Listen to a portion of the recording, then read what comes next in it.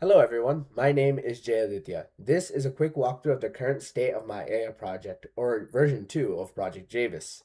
I would like to start by introducing J.A.V.I.S. J.A.V.I.S runs a custom UI with Windows face recognition, fingerprint, or PIN authentication.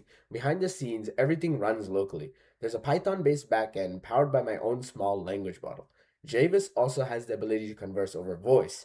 The goal of Project J.A.V.I.S is to keep the system fast, private, accurate, and easy to use. Some key differences between version 1 and version 2 are that version 2 has a new and improved UI design, which makes the application more appealing to the user, and the addition of two-factor authentication, which allows for the user to set a secondary password for additional security for their conversations, alongside the new voice model used for conversation with J.A.V.I.S, allowing for more human-like conversations. So when I launch the application, it begins with a quick authentication step. So I sign in using a passkey through the secure Windows Hello, and once that's complete, the main interface would pop up. However, I also added a feature that allows for two-factor authentication just for more privacy should the user desire this. So since I'm starting with no chats, I'm going to create one using the create new chat button on the top left. I'll use this to make my first conversation. So I can name chats as I create them, so I'll just call this one demo.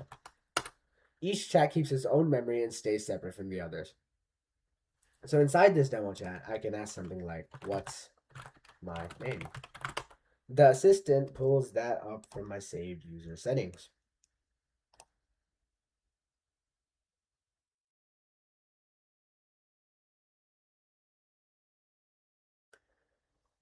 Okay, so now I'll create a second chat and name it demo1. So each conversation has its own JSON-L database, and J.A.V.I.S uses that context for each conversation to stay focused on the task the user provides.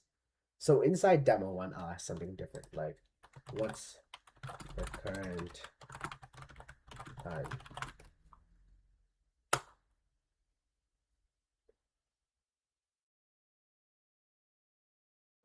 So as you can see, it is accurate with the time provided over here. Um,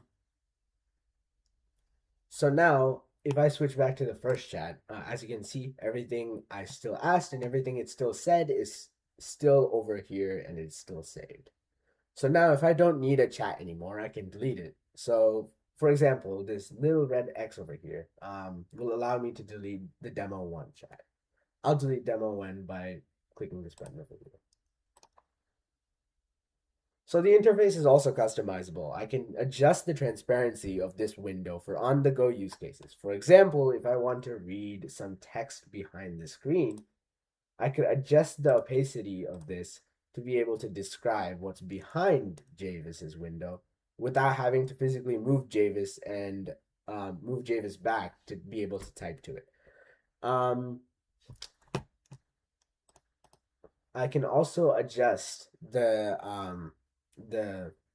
accent of J.A.V.I.S by clicking this button over here, which allows me to change it between neon red and aqua.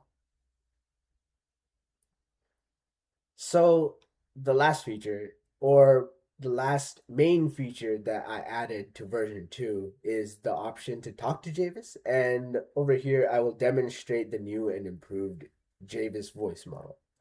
So by pressing the hotkey combination Control Shift and Space. Hello, J.A.V.I.S.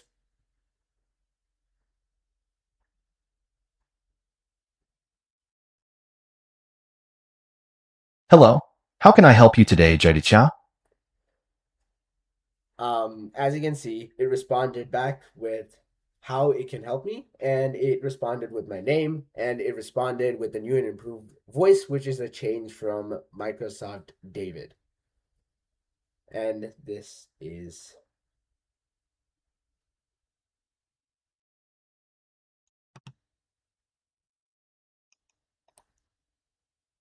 Let me correct something.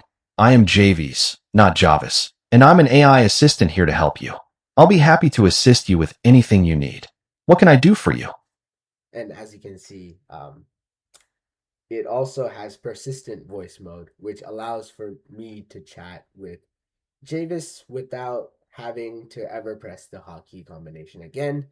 And this is the end of the J.A.V.I.S demonstration. Thank you so much for watching, and I will keep you updated on version 3.